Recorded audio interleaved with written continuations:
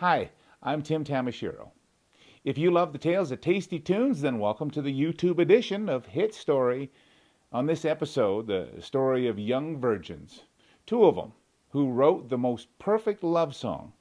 This is the hit story of Bernie Taupin and Elton John's first hit, Your Song.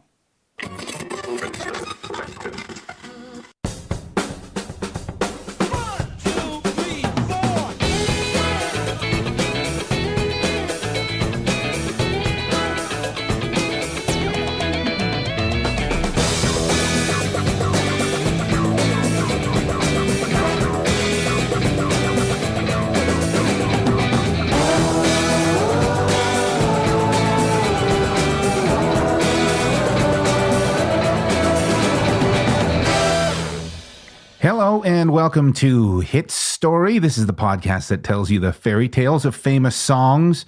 And the goal of this podcast is to give you some context for songs that you already love. And hopefully these songs will become even more meaningful to you. I'm Tim Tamashiro, and this edition of Hit Story is all about a couple of inexperienced virgins and how they wrote the most perfect love song ever. This is the hit story of Elton John and Bernie Taupin's Your Song.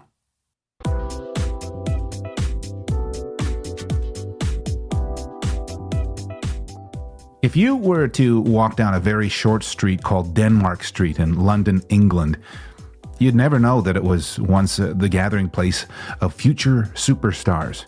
During Denmark Street's heyday in the 1960s, young musicians would often stroll the streets, headed to meetings that they hoped would change their lives.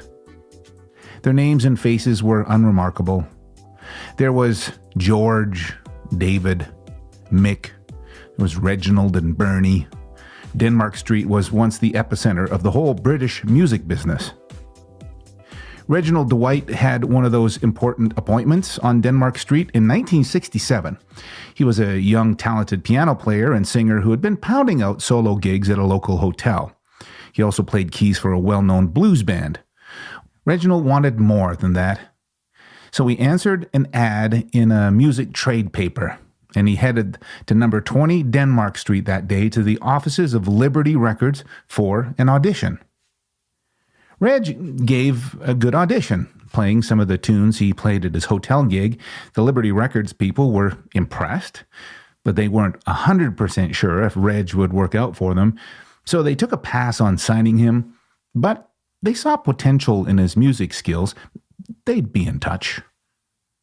Another young songwriter had answered the Liberty Records ad in the paper too. His name was Bernie Taupin. And again, Liberty Records took a pass on signing Bernie directly, but maybe Bernie would like to work with this other young guy, Reg. Bernie is a lyrics guy, Reg is a music guy. Why not just introduce the two of them? It was as if the magic of Denmark Street had waved a magic wand and they pulled together the sun and the moon that day. In the months to come, Reg and Bernie would meet and they'd agree to try writing some songs together. Reg would also decide to change his name to Elton, as in Elton John.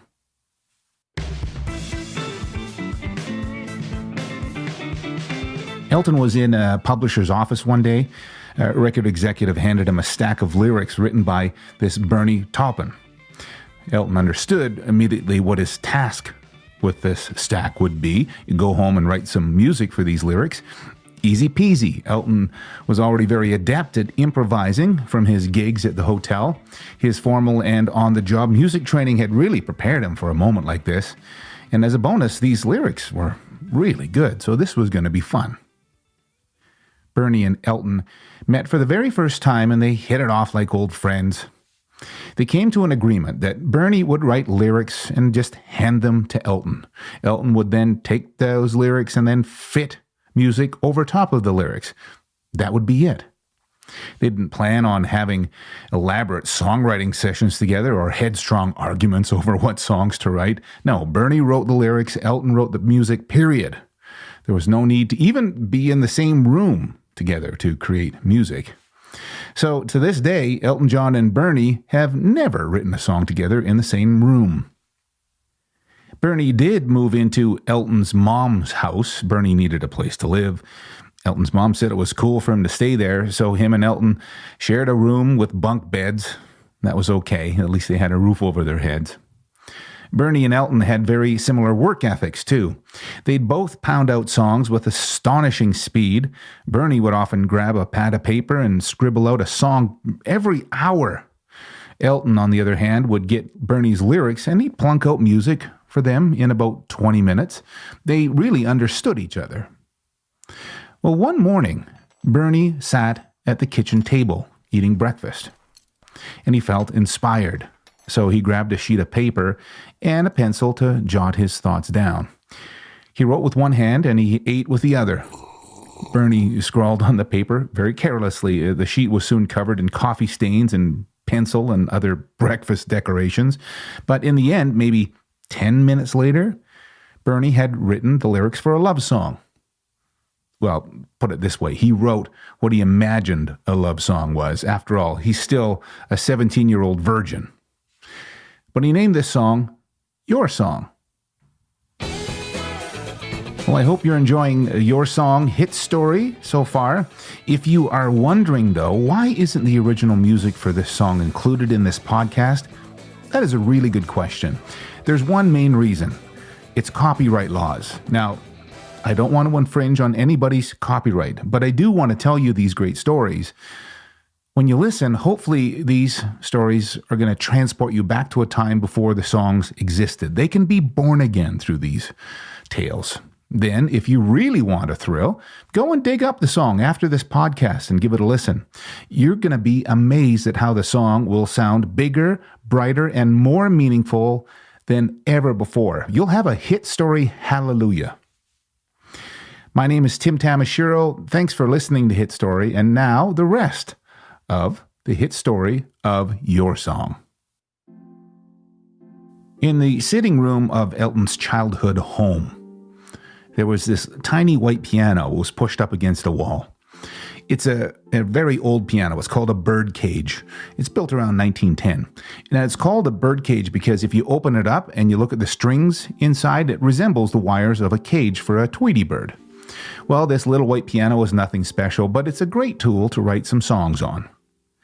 Bernie handed this grubby sheet of lyrics for Your Song that he had scrawled out during breakfast to Elton. You know, he had the other half of the job to do now. So now, the music. Do your work. Elton headed into the sitting room, and he sits down at the piano that's strewn with dozens of other lyric sheets on top of it. He scans these breakfast lyrics in his hands, and then he whispers them quietly out loud to himself to get a feeling of the rhythm. And then he plops the floppy paper on the piano's music stand, reaches out and places his hand on an E-flat chord on the piano. Elton has done this a million times. He's not freaked out. He just plays the E-flat chord in a little gliss. Bling! And he begins to write the music. 20 minutes later, he's done. Elton John is now completed the written music portion of a song. His co-writer Bernie wrote over eggs and beans that morning. It's no big deal. There were no fireworks, no quartet of trumpet players poking their head around the corner playing ta-da. No, Your Song has been written. It was done, period. Now what? Besides songwriting, Elton John still picked up the odd job as a studio musician, and many of the bands who hired him saw Reg, as they still called him, as a solid piano guy and a trusted ally.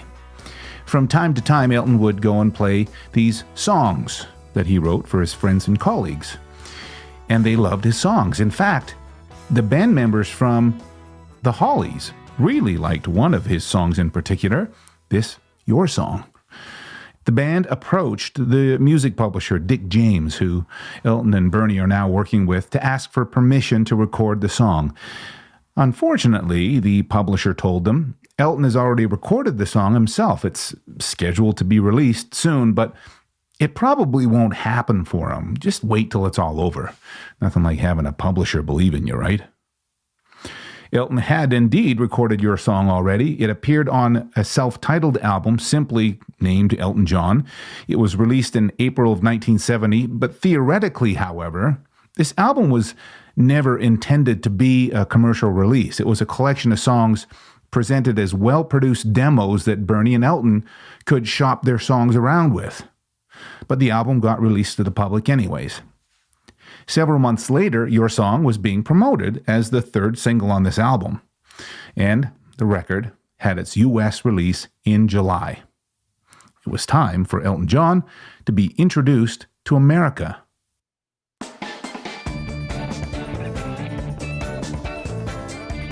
In the West Hollywood region of Los Angeles, Doug Weston owned a hip live music venue. It was called the Troubadour. And stacks of music and requests for gigs would land on Doug's desk every week. One of those albums in the summer of 1970 happened to be a mostly black album cover. It has a silhouette of a young British dude named Elton John on it. Along with the album, there was the usual request for Elton to get a gig at the Troubadour. So Doug Weston puts the album on his turntable, and the first song he heard was Your Song. After a thorough listening of the whole album, Doug booked Elton and his band for a 6-night engagement. Doug was obviously blown away at the music that he heard. Within a month, Elton John and his band were in Los Angeles, and they were going to play at the Troubadour. There was a real buzz in Los Angeles about this new young fella with the strange name Elton. So the record label really made sure that the bigwigs and celebrities from all over town filled the seats. Quincy Jones, Gordon Lightfoot, members of the Beach Boys, they were all seated and excited at that first show. At showtime, the lights of the Troubadour fell dark, and a single spotlight pointed at the center of the stage. Soon, a fresh-faced singer and songwriter named Neil Diamond timidly stepped up on the stage to introduce the show. He said, "Folks, I've never done this before, so please be kind to me. I'm just like the rest of you. I'm here because of having listened to Elton John's album, so I'm going to take my seat now and enjoy the show." Elton took the stage. He didn't say a single word. He just placed his hands on an E-flat chord on the piano and played a gliss to set the tempo and perform Your Song. Elton John gave the performance of his lifetime that night. He even got excited and kicked over the piano bench, Jerry Lee Lewis style, as he thrilled the audience with his show. The LA music industry bigwigs were sold on him immediately. A column from a music critic for the LA Times appeared in the paper the next day, and it read, "Tuesday night at the Troubadour was just the beginning. Elton John is going to be one of rock's biggest and most important stars." Elton John was a bona fide hit, but all he needed is a bigger audience. So Elton's booking agent made a call to a buddy of his who just happened to have his own TV show. It was Andy Williams. Andy Williams was not in the practice of having unknown people as guests on his show.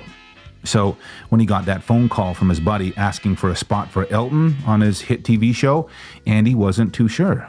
He told his friend, "We need Cary Grant or somebody of that caliber for the show. Why are you pushing a newcomer on me?" Well, the agent insisted that Elton John would be a very good fit for the show. Your Song was climbing the charts nicely. Elton is ready for prime time. Just book him. Trust me. So Andy took a chance on Elton John. He booked him to be on a show. Andy Williams recalls that Elton John showed up at the taping of the show wearing a cape of some kind. He also remembered that Elton was wearing an earring. Shocking stuff for 1970. But when the cameras were rolling, Elton sat shyly in the shadows at a large black piano.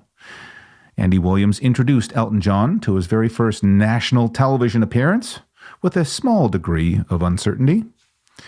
And then young Elton began to play and then sing. All alone at that piano, Elton looked down at the keys the entire time he performed the song, but Andy Williams was duly impressed with Elton's performance. And with him personally, too. Well, the tapings of the Andy Williams show typically took place around 3 weeks ahead of time that they would go to air. By the time the show was broadcast a few weeks later, Your Song was a huge hit right across America and around the world. Elton John and Bernie Taupin had become stars. It was only a few years since they had answered that ad for an audition on Denmark Street. But their combined talents, their youth, and their inexperience in the ways of love had pulled the sun and the moon together to write an epic love song. And both Bernie and Elton John believe that they haven't written a better love song since. Bernie has said, "It's like an old friend. It's certainly proved its worth. It's like a good dog. It's always there." And that is the hit story of Your Song.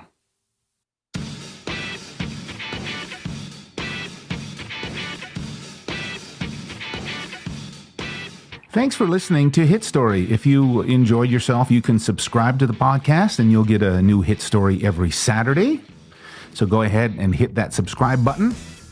If you're passionate about this podcast, you can become a patron of Hit Story. You can offer a small financial tip, we'll call it, at my Patreon page.